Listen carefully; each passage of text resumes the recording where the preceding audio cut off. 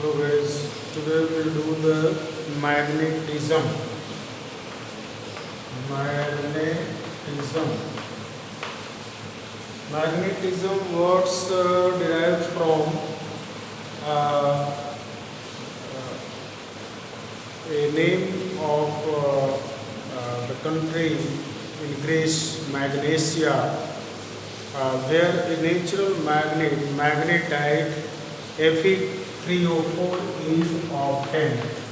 Fe3O4 magnetite is obtained in Magnesia.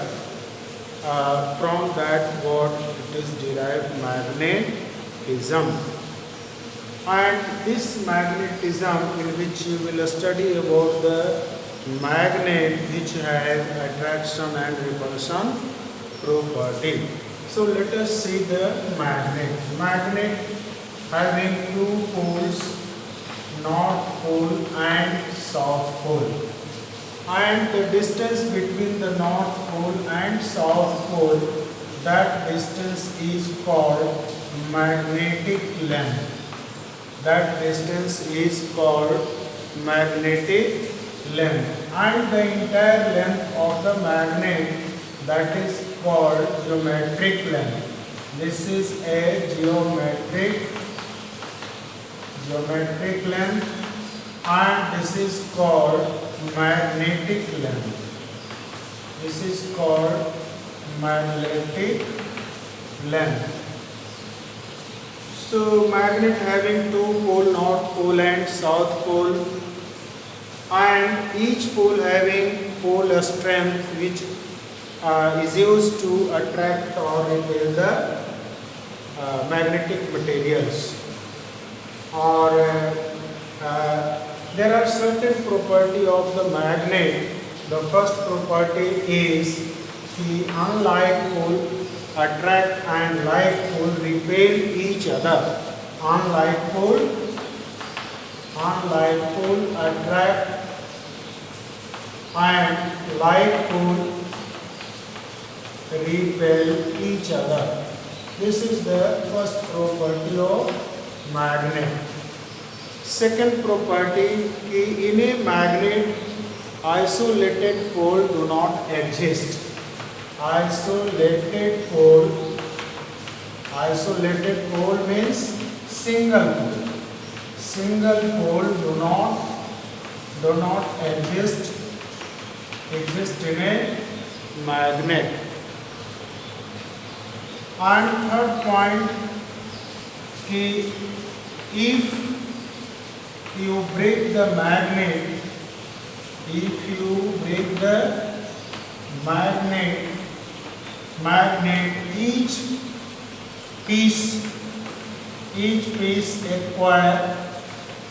each piece acquire north and south pole.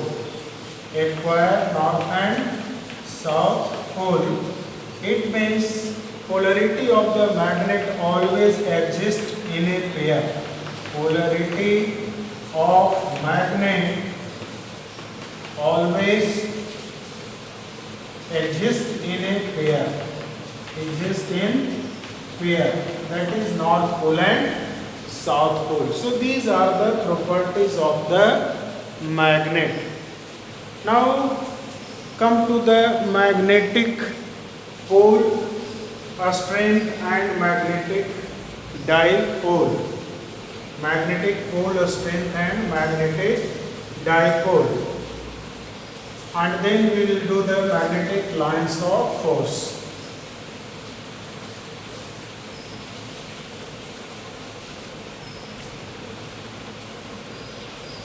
So this is the magnetic dipole. Magnetic dipole. A tiny magnet having north and south pole is called magnetic dipole.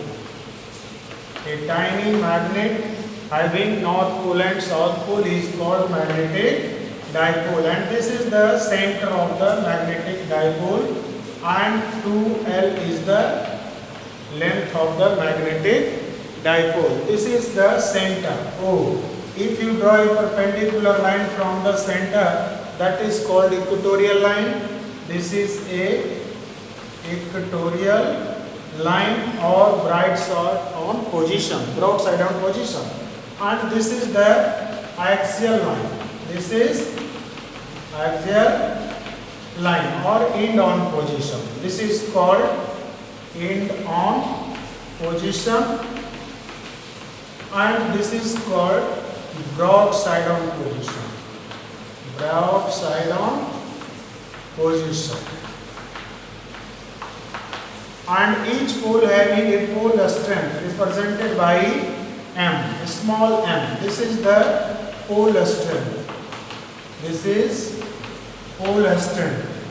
So each magnet having dipole moment. So dipole moment, magnetic dipole moment. This is a magnetic dipole moment represented by capital M. This is also a vector quantity. That is the either of the pole strength, small m into 2L. This is the magnetic dipole moment. M is the pole strength and 2L is the length of the magnet. So this is called magnetic dipole moment. And unit of the dipole moment, SI unit of dipole moment will be ampere meter square. This is the unit of dipole moment. Pole strength unit is ampere meter. This is ampere meter. Unit is ampere meter. So this is ampere meter into meter. Ampere meter square is the unit of magnetic dipole moment. And there are many similarity from electrostats. If you see the similarity, there are many similarity from electrostat. So if you compare the magnetic field and electric field in electrostatics and magnetism. So here the role of the charge, that role is played by the magnetic pole strength. Magnetic pole strength. Here represented by Q and here represented by M. This is the role. And the electric field is represented by E, and here magnetic field is represented by B. So here electric force, when a charge placed in the electric field, the force F equal to QE. This formula is applicable. So in magnetism, the force in the magnetic field, that is F equal to MB. That is the force applied on the object. Now for the constant. Here constant is represented by epsilon naught, and this epsilon naught here is represented by this is or you can say 1 by 4 pi epsilon naught. This is the constant, and here constant is represented by mu naught by 4 pi. So this is the differences in electrostatic and magnetism. So if you draw a magnetic lines of force in a magnetism. Now see the magnetic lines of force in a magnetism. Magnetic lines of force. So magnetic lines of force is a imaginary line, a straight or curve, over which a tangent drawn will represent the direction of magnetic force. So suppose this is the magnet north pole and south pole. If you draw a magnetic line of force, this may be a straight or it may be curved also. So this is the magnetic lines of force that start from the north pole It starts from the North Pole and end at South Pole. So this is the magnetic lines of force. This is magnetic lines of force. So magnetic lines of force, and if you place any North Pole over it, suppose here a North Pole is placed, N pole, so that tangent drawn on it, that tangent represents the direction of force. So this is the magnetic lines of force. Now the property of magnetic lines of force, कि magnetic lines of force start from the North Pole and end at the South Pole. This is the first property of a magnetic lines of force. So you can write magnetic lines of force, properties of magnetic lines of force. Magnetic lines of force. So first property, it starts from N pole, North Pole, and end at South Pole. This is the first property of the magnet. Now second property of the magnet is, the two magnetic lines of force. Two magnetic lines of force will never intersect each other. Will never intersect each other. So suppose if you draw a two magnetic lines of force and if it intersect, this is first magnetic and the second two magnetic lines of force. Suppose if intersect at this point O, this is a common point of intersection, and if you draw a tangent from the common point O, this is the T1, that tangent drawn on the first curve, and again you draw the tangent T2 on the second curve. So from this common point of intersection, two tangents we are drawing, T1 and T2, which is impossible. As you know, from a common point of intersection, one and only one tangent can be drawn. But here we are looking at two tangents, which is impossible. So two magnetic lines of force will never intersect each other. Similarly, magnetic lines of force for a closed loop. Magnetic lines of force for a closed loop. Magnetic lines of force for a closed loop. So these are the properties of magnetic lines of force.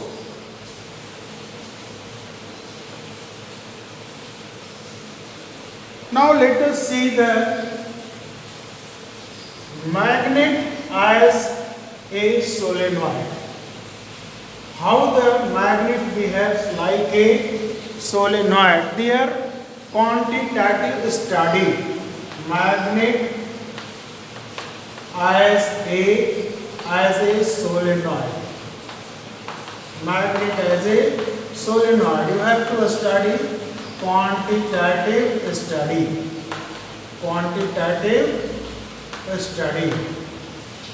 So magnet as a solenoid, it means we have to find the magnetic field on the axial line of solenoid in case of a magnet. So suppose this is the magnet. This is a magnet having North Pole and South Pole. If you consider magnet as a solenoid, now see here, this is the magnet as a solenoid.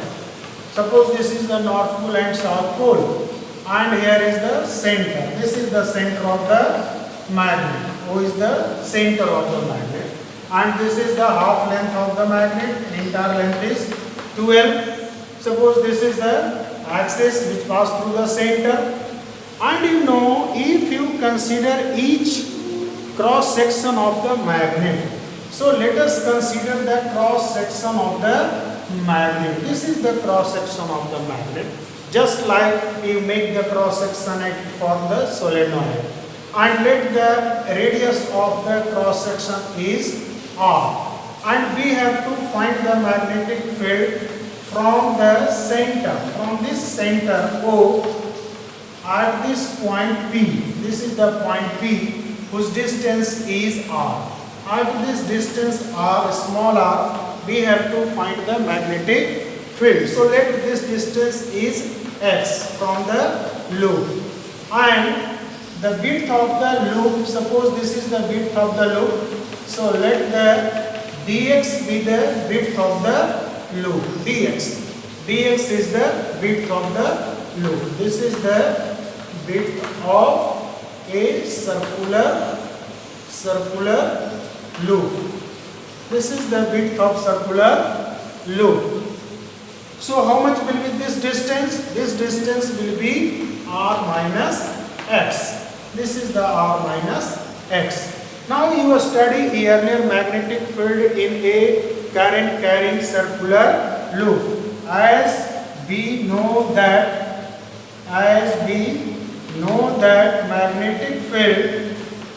magnetic field in a current carrying circular loop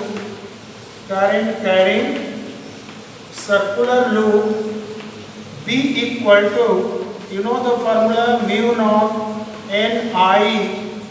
Ni r square by 2 r square plus x square power 3 by 2. So this formula here we have to apply. So suppose we have to find the magnetic field at point P. So a small magnetic field, find a small magnetic field due to element dx, you write the dV equal to, use the formula mu naught N I r square by 2 r square plus x square. Actually x square is that distance. Here which you have already done it. This is the r and this is the x. This distance is x. So you are writing this value here, r square plus x square. But here in place of x from center, this is the center of the ring, to this point, this is r minus x. So here you have to write r minus x whole square power 3 by 2. So this formula here we have to use. Now n is the number of turns. So let n be the small n be the number of turns per unit length. So here you can write a small n equal to capital N by dx for elementary length. So here you can write capital N equal to a small n dx. So now this dv will be equal to mu naught n dx I r square by 2 r square plus r minus x whole square power 3 by 2. And after then find the magnetic field, means total magnetic field. So total magnetic field integration minus L2 plus L. Here this is for a elementary ring, and this elementary ring, there are many elementary rings and it covers the total length of the magnet from plus L to minus L. So integrate it from plus L to minus L, you will get the magnetic field for entire length.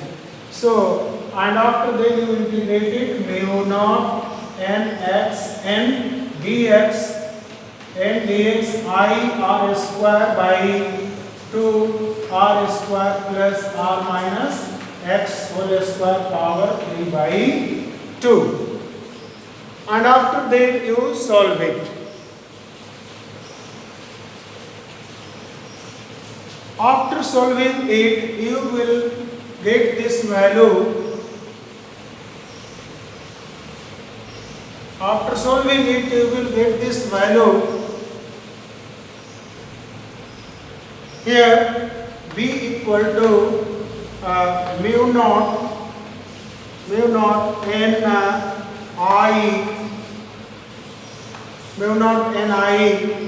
r square by 2 r square plus r minus x whole square power 3 by 2, and this is the integration minus L2 plus L, and this is dx.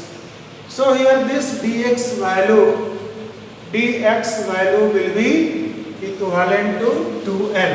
So this is equal to mu naught n I r square, and integration of this part will be 2L. Integration of this part is 2L, and divided by 2 r square plus r minus x whole square power 3 by 2. And now n into 2L. Suppose here total length of the magnet here, put here capital N equal to small n into 2L. This is the total number of turns. Total number of turns. So total number of turns as a solenoid, that is equivalent to the total length of the magnet. So this is equal to B equal to mu naught and n into 2L, that is capital N I r square by 2 r square plus r minus x whole square power 3 by 2. And now multiply and divide by pi, both sides. Multiply and divide by the term pi.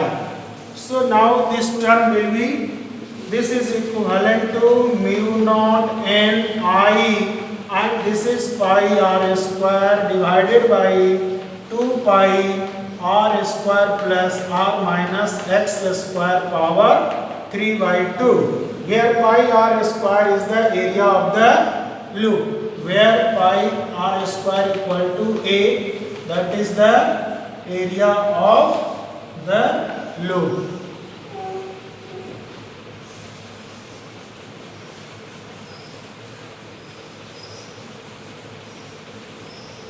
And then magnetic field B equal to, here mu naught n I a, and divided by here 2 pi r square.